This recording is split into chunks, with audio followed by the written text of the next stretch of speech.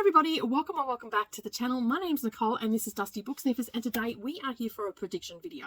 I love doing these videos. This is the prediction for the shortlist of the Women's Prize for Fiction, so let's get into it, shall we?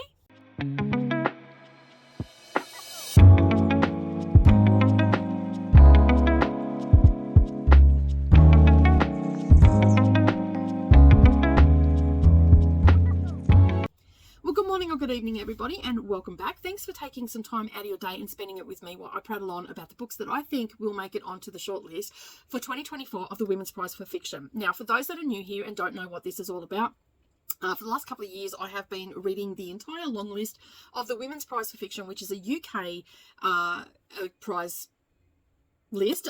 Basically what happens is that there are 5 judges. They select they get books sent to them, obviously. They select the top 16 for the year, and then they put that out as a long list, and we are closing in on the short list, which is April the 24th in the UK. It will be it's usually around 5 a.m. my time on the next day, on the 25th.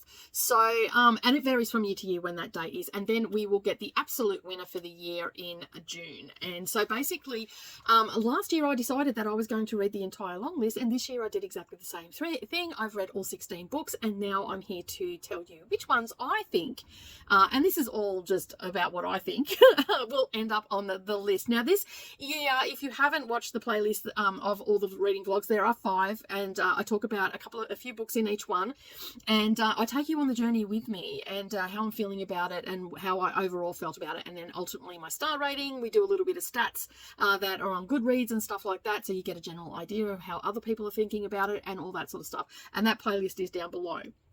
And then once I've got to the end of it, I generally do these prediction videos. Now, I do 2 lists in this video. One is the actual books, the books that I actually think will land on the list that the judges are going to pick. And then there's my list, what I want to see on it. Now, last year I was a little bit disappointed. I think only one of the books maybe landed on the list. I don't think any of them did. So I haven't gone back and had a look at that. I'll link that playlist up down below as well, and you can go and check those books out. There were some really good books on last year's one, as there is on this one as well. But be warned, this list, this year's list is quite full of trauma, domestic violence, sexual abuse, all that sort of stuff. Okay, so there is a lot of trauma in these books and whatnot. So if you don't know where you are in your reading journal and you're triggered by things, and you're triggered by things, then be sure to really read the synopsis and or come over and ask me if it's a book that you're thinking about picking up and whatnot, because you need to really know yourself as a reader and what upsets you and what's going to really put you in a funk and all that sort of stuff. So yeah, just so beware, there is a lot of trauma in these books. All right, so you're all probably sitting there going, stop rambling, get on with it. We want to know what you think is going to be on the list. All right, so I'm going to start out with the list that I think the judges are going to pick, and this may surprise you, some of the books that I've put on here, because one of them I did not have a good time with at all and whatnot. So what I'll do is I've got Storygraph up here, which has all the books because I tagged all the books so I could just bring it up for ease of these videos. And I'm going to tell you what my star rating was, and if you want to know more about the books or anything like that, I'll just give you a brief synopsis of what it's about. But if you want to know in-depth thoughts on what I thought about it and how it was making me feel at the time, what thoughts it provoked and all that sort of stuff, go and check out the playlist because that's what that all is. All right, I'm going to start off with, first of all, The Wren by Anne Enright. Now, I'm looking over here because I do have it up here for all the things that I need to put on this. Now, I gave this 4 stars. Okay, believe it or not, I wasn't really gelling with it and all that sort of stuff, but I ended up rating this on the technical value alone. The story was great, and basically it says here that it's a good fit for readers interested in exploring the complexities of family relationships and the healing power of art, and the search for one's own identity within the context of a rich family legacy. And that legacy was the father and grandfather was a very famous Irish poet. Okay, so it is called The Wren. It's by Anne Enright. You can see the cover there. As I said, I did give this 4 stars, and it comes in at 488 88 pages. So as I said, I didn't really gel with this one. The poetry that was in it, because we'd be reading along, we're getting to know the characters and whatnot, and then all of a sudden we'd have this poem. I've since learnt that Anne Enright has actually written all these poems that are in there, so like it just shows her her capabilities and everything about when it comes around writing and all that sort of stuff. Now, Anne Enright has been on the list before, and I believe from what I can understand, I think she's won 1 year. Like, I still haven't gone back and looked at that. So I'm hoping that she'll get up this year, or she's been on Shortlist and hasn't won. I'm not 100% sure on that. It was the first time of me reading Anne Wright, and I'm pretty keen to read more of her books. So that's why I really love these lists. They really do get you excited for reading and all that sort of stuff, and other authors that you don't normally read.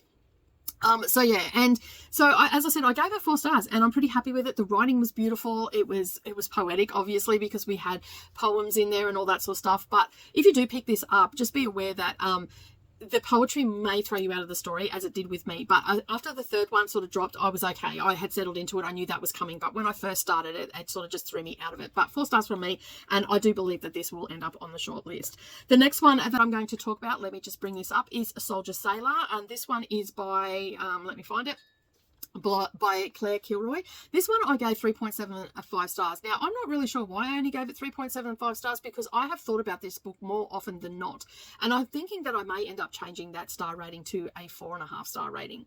That's where I'm feeling like, after that was my initial rating at 3.75, and I think the reason that I gave it a 3.75 is because it was a little bit repetitive, and it was a little bit not repetitive like the same line being said all the time, although Soldier Sailor is put in there a little bit. It was more that it was repetitive on feelings, because this is following a mother's internal dialogue, stream of consciousness, I guess you would say it is, of her feelings about being a new mum and the resentments and all the things. Now, the reason that I'm wanting to lift this up to a 4.5 is because I actually really connected with this book, because there were a lot of feelings that I had around the birth of especially my first 2 children, where I just did not feel like I was enough or anything like that. And even to this day, I still feel like I wasn't enough for them and whatnot. And I'm sure that they've got lots to say about that as well. But it was covering like postnatal depression, and I just feel like, and I think Coda hit it on the head for me when we were talking about it. He said, so what you're telling me is the author really knows their stuff. They really knew what they were talking about, and they really depicted it well. And all those things is a yes. That is definitely, and I wasn't able to put it into words, but the more I think about it and the more I look at this book and the cover and everything like that, I just feel like that this author really knew their stuff. They really either experienced experience the postnatal depression themselves, or they know someone who's very close to them that has also has experienced it and had been quite forthcoming with their thoughts and feelings about the whole situation, because there was so much stuff in this that really made me go, you know what, I wasn't alone. In all that time that I thought I was alone, I wasn't. And I just feel like that this is a really good book to start conversations amongst women who gatekeep. And I suppose gatekeeping is the wrong word, but that's what it feels like. Like, they don't express how they're truly feeling, or how motherhood is affecting them and their daily life and their feelings toward their husband and their children and all that sort of stuff. Like, it seems like, yes, more and more people are talking about it, but I think this book is such a conversation starter for those that are feeling shame and guilt around those feelings. And that's why I feel like that this will be on the list. And I think anybody that has been through that with someone, experienced it for themselves, will really connect with this book and will want to see the judges. And it'll only take 1 or 2 of the judges to have experienced it themselves for this to be on the list, because I think that this one is one of those books that one of the books that the outside influences will come into it as well. So basically this is on the list, and as I said, I'm thinking of upping my star rating on that.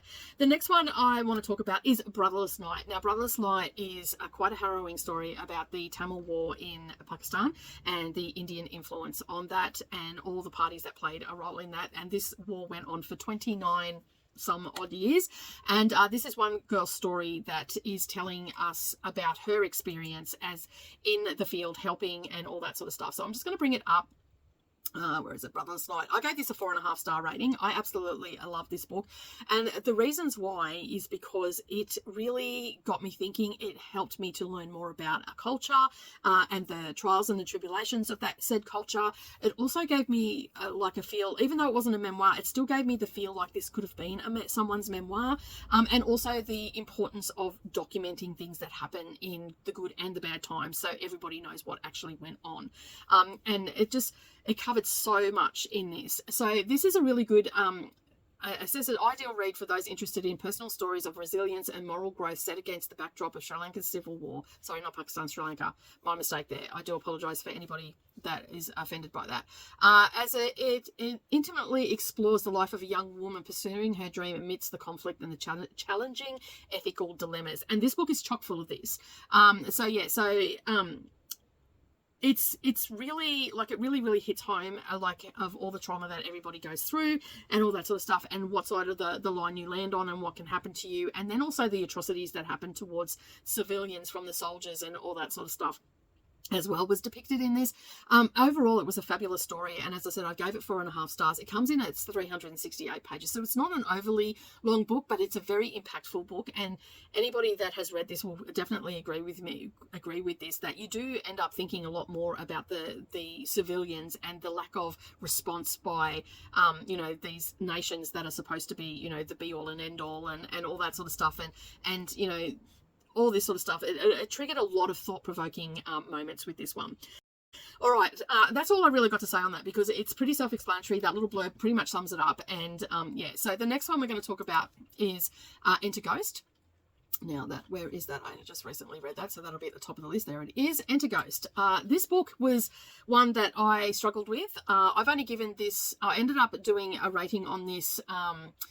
Did I give it a star rating? No, I didn't.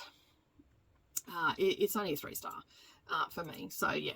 Now this one is another one that is set around something that's happening right now in the world, and that is between Israel and Palestine. This is set in Palestine, and this one I ended up rating this 3 stars. It possibly could have been a little bit higher, but on the technical value alone, the layers that were in this book. Now, I did not gel with this book. Anybody that's was on sprints knows that I did, or have watched the vlogs, know that I did not gel with this book.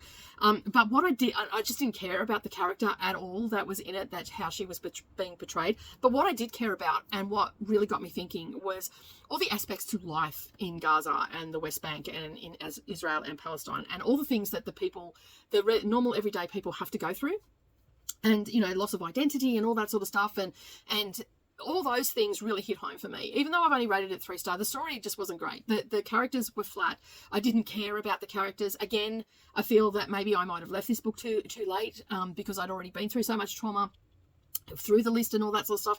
It may have just impacted my total enjoyment of it. But when I sit back and think about it, no, actually the characters were just very flat for me. I just didn't care about them. I felt like she was just whining at me the whole time, because I listened to this one, and I also did some immersive reading with this, because sometimes if you get a crappy narrator, you might need to just actually read it with your eyeballs. It didn't make a difference. I just didn't care about the character that was in this. And so, but all the other things really brought this story together, in my opinion. Her aside, everything else that was going on in it was really good. And this was, again, it's a personal growth thing. She's come from London to Palestine to be with her sister, and she sort of goes on a journey of personal growth. But all the other things that were in this book really hit home, and really makes you think about all the things that are going on in the world right now, and it just makes you think. And that's exactly what this book is meant to do, I believe. I don't think we were supposed to care about the characters, really. We were supposed to care about the other things that were happening in this book, and bring some light to the things that are happening, and give it some serious thought, and maybe in some way or another be able to educate someone else who doesn't know, or anything like that. So basically it says here that it's a great fit for readers interested in exploring stories about personal growth, cultural identity, and the power of art, set against a backdrop of contemporary Palestine and its connection to the Shakespearean theatre. So that being said, this is centred around a play that is being done in its Hamlet. So that's why it's talking about the Shakespearean. It just wasn't a book for me, but I have put it onto the list because I do believe that the outside influences will influence the judge's decision on this one. All right, the next one that we are going to talk about is, let me get back to my page, because I just had to star rate that. I didn't realise I hadn't star rated it. Luckily, I've got my notebook in front of me, and I've got 3 stars, so I knew what it was. So the next one that we're going to talk about is River East, River West. Now, I thoroughly enjoyed this. Where is it? It's down here somewhere. It's down because I read this a while ago. I've actually given this 4.5 stars. This was a great depiction of someone that lives in China. So basically China, yes, it was China. Yes, China. They were living in China. They were born in China, but their dream was to get to the United States, and they are biracial, so Chinese American. Her mother was American and her father was Chinese, and her mother had gone to China to teach, and subsequently had a baby and just stayed there. And now it's like 20 years later, and she's married her landlord, who absolutely adores her and all that sort of stuff. So we've got the young character, which for the life of me I cannot think of her name right now. Let me see if it is in the a synopsis. Alva. So Alva is, I think she's 14 years old when we first meet her, and her mother's just got married to the landlord. And so we've got two timelines in this one, and so we're in Shanghai in 2007, and we're also in 1985, where we're learning about the husband's timeline and all that sort of stuff. And for a lot of this book, you think that he may be the father of Alva and all that sort of stuff, and I'm not going to say whether he is or not, but you do feel that way all the way through. And it was a really good story of going the other way, like they wanted to go to America and all that sort of stuff from the perspective of someone who is both Chinese and American, and also from someone who is Chinese that can barely speak a word of English, and just how these two, like, because the mother knew him back then and all that sort of stuff, and how they've come together and formed a family, and the consequences of that and all that sort of stuff. So it was actually a really complex story about that, and this one was definitely a coming of age and identity for the youngest character in the book, and it was also a little bit of coming of age for the husband back when he was married, and you know, what was expected of him as a Chinese man, and what he was supposed to do to, you know, for culture and all that sort of stuff, and subsequently where he ended up marrying. And I just feel like it was just really well done. It was well written. The imagery that it invoked, the feelings that it invoked, everything about this just was really good. I really enjoyed it. I was a little bit disappointed how it ends, so that brought my star rating down. And it wasn't the actual ending itself, it was just the lead up to the ending. I felt like it was just a tad bit, it moved a little bit too quickly for me, but that could have just been a me thing. Like, I don't necessarily think that that was a technical thing. That was just more my thing, and it did bring it down a little bit. But I did enjoy the story, and this is a great fit for readers who are interested in exploring the complex themes of cultural identity, family dynamics, personal growth, as it follows the intergenerational journeys of two characters navigating the rapidly changing landscape of modern China and the American dream. And that's pretty much sums it up into a, and I will say that the timelines were really crisp in this. There was no confusion. You know how some timelines, they can get a little bit blurry. Oh, where am I at? These were very crisp and clean timelines. You definitely knew which timeline you were in, which character you were following. And I will say that the main female character of the young girl, she did drive me crazy a little bit, and that probably also had something, but as I said, coming of age stories are not normally my jam. So for me to give this a 4.5 rating, this is a good book. So yeah, because I'm not normally one for that. All right, and now the top of the list, the cream of the crop, and I think that this is the one that will be the winner. I'm predicting this one to be a winner. This one is probably one of the most controversial topics on the list, and this is called In Defense of the Act by Effie Black. Now, this one is a debut novel, and I just think that this one was so well done. And you can go and see my thoughts. There is like a 15-minute talk on this book and my thoughts and all that sort of stuff. Now, this one is, it is dark and emotional. It is fast-paced, okay? It comes in at 182 pages. I think it's one of the smallest ones on there. I've given it a 5-star rating, and I do think that this would be, if this was a winner, I would be very happy with the judges. Even if it just makes it on the list, I'm still going to be very happy with the judges. So this is dealing with the topic of suicide, and the main protagonist in this, Jessica Miller, is talking from what if suicide was actually a good thing and not seen as a bad thing. And then she goes on to explain why she thinks it's a good thing through different stories that she has come across in her life and the experiences that she's had with you know, sudden suicide, failing suicide, and prolonged suicide, so through an eating disorder. So I will say that if you are triggered by anything that I have just mentioned, then you need to not read this book. This book will tip you over the edge. It dives into it, and it's not shy from coming away from it and the feelings of why it should be seen as a positive thing. And if you've got a thing about spiders, just know the opening chapters in it do have some stuff talking about spiders. So this one is a fast-paced literary exploration of the complexities of family dynamics and the impact of trauma and the difficult topic of suicide. There is not much to do in the description or anything like that. And it poses the question, are we more like a coffee bean, a carrot, or an egg? And in the beginning of the book, the author explains what they mean by this question being posed. And it goes on, what happens to us when we are boiled in the trials and tribulations of the life of Jessica Miller. Trials and tribulations of the life of Jessica Miller is fascinated by the perplexing tendency of humans to end their own lives. And she just goes on there to discuss it and what she thinks is a good thing and what is a bad thing and all that sort of stuff about it. And I absolutely gobbled this book up. It was such a thought-provoking book. The main character is also LGBTQIA+. And basically it is just a fabulous book. Like, I think everybody should pick this book up and read it. Of course, as I said, if you struggle with any of those topics, don't pick it up, because it does talk about them in depth and actually what they've done to themselves. Not in great detail, but it does tell you how they did it and stuff like that. So that is my list that I think will be the judges' picks. And now we're going to go into my ones that I think should be on the list. Now, I'm not going to go into, there are two on here that I will give you a little bit of a synopsis for and what they're about. And I will start, these are not in any particular order. These are just ones I would like to see on my shortlist, because these are ones that I think were good. Like, I enjoyed them. So let me just bring up Storygraph again. Yep.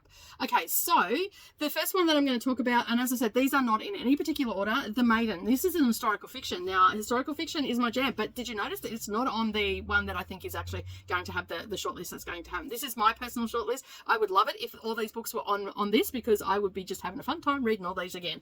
So The Maiden by Kate Foster is a debut novel. I've given this 5 stars. It's historical fiction. It's mystery. It's got some dark themes. And this is a good fit for those that are interested in historical fiction with a focus on feminist themes, exploring the experiences and struggles of women in the past and shedding light on issues such as grooming, sexual abuse, and power and dynamics. Now, those last 3 things that were mentioned, yes, they are in there, but they're not overly talked about. They're subtly put into the book, and I think that that's what makes this book work. They're there and you don't even realize that you're reading them and that this is what's happening until you go, oh my god. And basically it is just a fabulous story. I absolutely love it, and I cannot wait to read more from this author. They do have another one coming out. I think it's called The King's Witches. Off the top of my head, I applied for the ARC and I have not been approved for that at this point. The next one that I want on the list is Soldier Sailor. This one, as I previously stated in the other list, also Brotherless Night I would like on there. In the Defense of the Act, of course, that is going to have to be on my list because I absolutely adore this book. And surprisingly, Ordinary Human Failings is one that I want on. Now, this was one of the first books that I read from the list. It was in the first 4. I only gave this 3.5 stars, but I think the alcoholism and everything and the family dynamics of a trauma-filled family was depicted really well in this book, and that's why I actually wouldn't mind to see this on here. I wouldn't mind exploring this at a little bit of a slower pace and really diving into it, because I think that Megan Nolan really brought it home of how people are perceived in society, how these families perceive themselves, the alcoholism, and all of those things really was brought to light, and I thoroughly enjoyed it a lot. So that is why it's on there. So that is the other one. And the other one that I wouldn't mind seeing on there as well, on my own, is where is it? And Then She Fell by Alicia Elliott. That was the other one that I wouldn't mind seeing on my list. I wouldn't mind revisiting this again and diving a little bit deeper, but also getting this on audiobook, because there are some Mohawk words in there that I would like to get the correct pronunciations from, and Google was no help, just saying. So that is another one that I would like on there, and I gave this a 3.75. Again, this one is very similar to Soldier Sailor. It is covering mental illness, but it's also bringing it from the perspective of an Indigenous woman living a privileged life with her white husband and the struggles that she is facing to keep connected to her culture and all that sort of stuff. So there is a lot of that in there, and I felt like that the author again is someone that has gone through this herself. So this would be good for people that are interested in exploring the raw and darkly humorous a portrayal of the challenges of motherhood, particularly for an Indigenous woman dealing with generational trauma and mental illness. Okay, so there is a lot of stuff in here about all of that sort of stuff, and I think that this author has just done a fabulous job. And if I remember correctly, this was also a debut novel as well. So I'm looking forward to seeing more from this author as well. All right, so that is my total of my 2 lists. So that the last few books I talked about, that is my own personal one. They are the ones that I'd like to see on here. And as you've seen, there are a lot the same that I think that the judges are going to pick, just through the complex nature of these books and what they're bringing. And as I said, there's a couple there that are dealing with, you know, intergenerational trauma, war, and all that sort of stuff as well. And one of them can be influenced by the things that are happening today. So I'm pretty happy with my feelings on all of those. I hope that you are happy with those. But now you probably want to know which is my absolute fave and which was my least fave. All right, so I think by now you already know that my absolute fave is In Defense of the Act. As I said, I gave that 5 stars. If I could give that 10 stars on my little rating scale here, I would give it 10 stars. But I absolutely loved it. I love the thought-provoking and all that sort of stuff, as I said previously. But my least favourite book is, are you ready for this? I don't think anybody that's been following me is going to be surprised. Where is it? Where is it? Where is it? I've lost it on my list. There it is. Hangman by Maya Binyam, I think is how you say her name. This one only came in as a short book. I read this one with my eyeballs because there was no audiobook for this one either. So this was 208 pages, and I've given this a whopping 2 stars. This book, I'm not too sure. I think it comes across as a little bit of a stream of consciousness, but done wrong. It was basically, we were just inside this man's head, and we knew that we were in Africa somewhere, in a sub-Saharan African nation. We didn't know where we were, who we were going to come across, and all that sort of stuff. This has also been said that it was funny. There were some funny parts in it. Like I did have a few laugh out loud moments of, you know, when the person's met up with people and stuff like that, and things have happened. Yes, I had a little bit of a giggle at it and all the rest of it. I wouldn't say it is as funny as people said it was. So I don't know what that says about my sense of humor, but I just didn't get it if it was funny. And I'm happy to admit that. But this one is a great fit for readers who are interested in exploring interested in introspective journeys exploring themes of self-discovery, cultural identity, and the complexities of homecoming within an African context. Now, from what I can gather, the main character, who we never know his name, we never know the country he went to, and for that matter, we do not know who the people are, except for this is my cousin, and that he meets he gets called brother by his cousin. And then we have all these long-winded names for people, but that we don't actually ever know their names. And there's some dodgy dealings going on. Like, it was all a bit how you going and all the rest of it. I just did not get it. I just did not like it. If you watched my vlogs from last year, this is the pod of last year's one. I don't think a lot of people would have got this. I don't know whether or not it's just not a book for me. I just didn't get it. But it was my least favourite. It will forever be the pod of 2024. So I did not enjoy Pod last year, and it was my least favourite book of last year, and so this one is my least favourite. A lot of people ask me this question each year, so that's why I've incorporated it this time. But that is it. That is my prediction. I hope that you have enjoyed the journey with me this year. I will probably have a short reaction to the video, maybe just a short or something like that to the shortlist. We'll see how we go and see how I'm feeling when that comes out, because that comes out next week. This week. It comes out in a couple of days. But yeah, so anyway, I'm lost with all the things. But I just like to say thank you to everybody that has commented, has come along for the journey, and a journey it has been for those that have been on sprints and asking all the questions. I really do appreciate it, and keeping the conversation going. I'm hoping next year that I might be able to get some of the ebooks, or even some of the books, because this year was a struggle to find them, but I did eventually find them, which was great. But yeah, so don't forget to hit the subscribe button and do a hop, skip and jump over to the like and give me a thumbs up as well. And as always, keep turning those pages, and I'll see you in the next video. Bye for now.